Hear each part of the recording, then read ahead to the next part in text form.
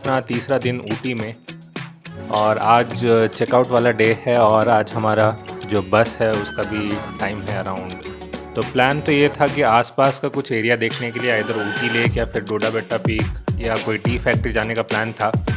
लेकिन सुबह उठ के जब ऊटी के रास्तों में इन ट्रैफिक और लंबी लंबी कार की लाइंस को देखा तो फिर प्लान में थोड़ा सा चेंज हो गया और हमने सोचा कि हम वॉक लेके आसपास का थोड़ा एरिया एक्सप्लोर करते हैं। तो फिर क्या था, हमने खोला गूगल मैप्स और उसमें सर्च किया कि आसपास क्या क्या हमको अवेलेबल चीज़ें मिलती हैं, और उसके अकॉर्डिंग हम चल पड़े अपने होटल रूम से बाहर थोड़ा एरिया एक्सप्लोर करने के लिए।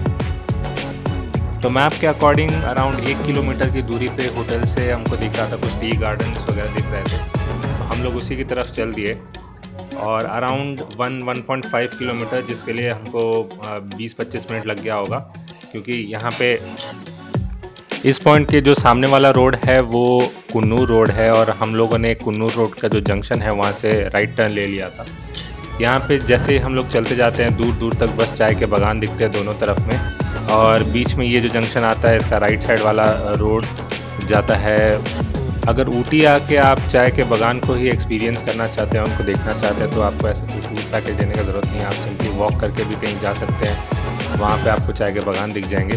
हालांकि यहाँ से गार्डन के अंदर एंट्री करने का कोई जगह नहीं था, लेकिन अगर कुन्नूर रोड से जाया जाए तो वहाँ पे काफ़ी सारे लोग हैं जो अंदर एंट्री भी कर रहे थे। यहाँ पे हमको कुछ लोग दूर से दिख रहे थे जो चाय की पत्तियाँ भी तोड़ रहे थे, और कुछ गायें भी दिख रही थी वहाँ पे। ओवरऑल ऐसे बोला जाए तो ये काफ़ी अच्छी जगह थी, ऐसे नॉर्मल बैठ के टाइम पास करने के लिए और थोड़ा टाइम स्पेंड करने के लिए, और जो टी गार्डन्स है उनको निहारने के लिए।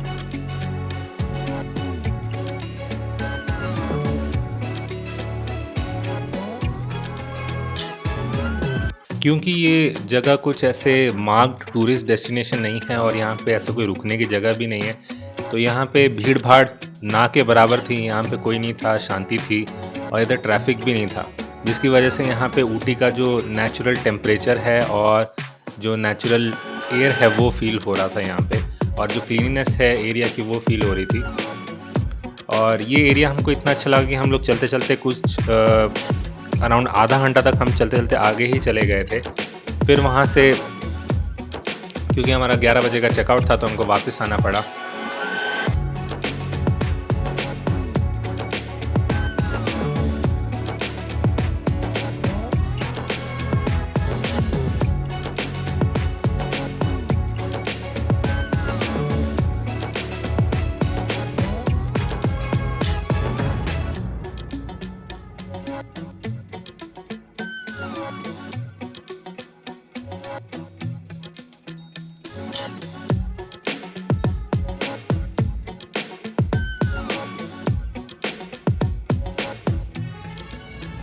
ऊटी आने का जो सबसे फेवरेबल टाइम है वो समर्स में ही रहता है, क्योंकि इसके हिल स्टेशन होने की वजह से यहाँ पे जो टेम्परेचर है वो कम रहता है, यूजुअली अराउंड 20 डिग्री के आसपास रहता है। और लोकल्स की माने तो जब विंटर्स में यहाँ कभी कभी 0 या फिर -1 और 2 तक भी टेम्परेचर चले जाता है। जहाँ हम स्टे कर रहे थे वहाँ के होटल के ओनर ने बताया कि यहाँ पे थोड़ा थोड़ा जो बर्फ़ है वो भी बनने लग जाता है, बट मुझे पता नहीं सच में होता है कि नहीं होता है। लेकिन अगर आप पीक सीज़न में यहाँ पे आ रहे हैं और वो भी लॉन्ग वीकेंड में आ रहे हैं तो आपको इस तरह का जो ट्रैफिक है उसके लिए रेडी रहना चाहिए, क्योंकि मुझे लगता है कि पीक सीज़न में जितना आप टाइम अपने एरिया को एक्सप्लोर करने में लगाएंगे उससे ज़्यादा टाइम ऊटी में ट्रैफिक में ही निकल जाता है। यहाँ पे कुछ एरियाज़ के रोड थोड़े पतले हैं जिसकी वजह से लंबी लंबी यहाँ पे ट्रैफिक लग जाता है और हर तरफ बस डीजल का ही स्मेल आता है और कुछ नहीं पता चलता है।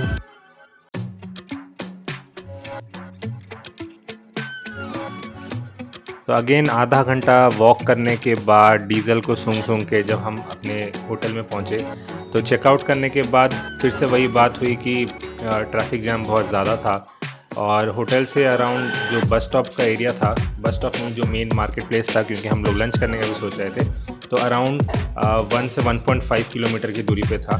तो हमने एक ऑटो बुक किया, उसमें सामान डाला और मैं चल पड़ा था वॉक करते हुए होटल की तरफ। ऊटी में एक और डिफ़िकल्ट चीज़ जो हो जाती है, यूजुअली 11 बजे सुबह के कहीं खाना तो मिलता है नहीं, लेकिन यहाँ पे एक जो चीज़ मैंने फेस किया कि यहाँ पे कुछ भी आप ऑर्डर करते हो तो आपको डिलीवर करने में बहुत ज़्यादा टाइम लिया जाता है। यहाँ तक कि जल्दी जल्दी खाने के चक्कर में हम लोगों ने डिसाइड किया कि हम डोमिनोज़ जाएंगे, लेकिन डोमिनोज़ में भी मिनिमम 40-45 मिनट्स का वेटिंग था, जबकि वहाँ कोई था भी नहीं।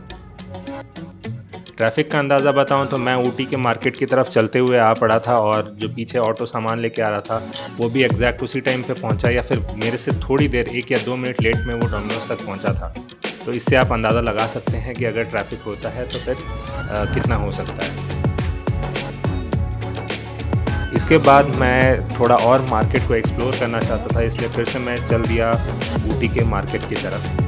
और यहाँ पे मैंने सुना था कि ऊटी की जो चॉकलेट्स हैं वो बहुत फेमस हैं। यहाँ पे कुछ शॉप्स भी हैं जहाँ पे अच्छी अच्छी चॉकलेट्स मिलती हैं, तो मैं वो एक्सप्लोर करने चला था और मैं चारों तरफ मार्केट देखने निकल पड़ा था। तो यहाँ पे आपको हर टाइप का सामान मिल जाएगा, कपड़ों से लेकर खाने पीने तक का। खाने पीने में भी आपको north Indian, south Indian, fast food जैसे KFC, डोमिनोज जैसी फ्रेंचाइज वो सब भी अवेलेबल रहती है यहाँ पे।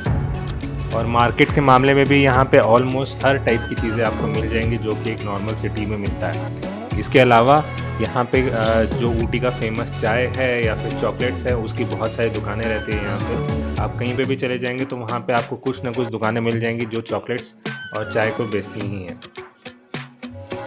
अगर आप किसी पैकेज लेते हैं, किसी टाइप का पैकेज लेते हैं, या फिर आप किसी भी शेयर्ड टूर पैकेज का पार्ट लेते हैं जहाँ पे आपको अगर टी आउटलेट या फिर टी म्यूज़ियम ऐसी जगह पे लेके जाया जाता है जहाँ पे चाय वगैरह सेल होती है, अगर आप लेना चाहते हैं तो आप वहीं से ही ले सकते हैं, क्योंकि अगर आप मार्केट आएंगे तो आपको स्पेसिफिक स्टोर्स ढूंढनी पड़ेंगी।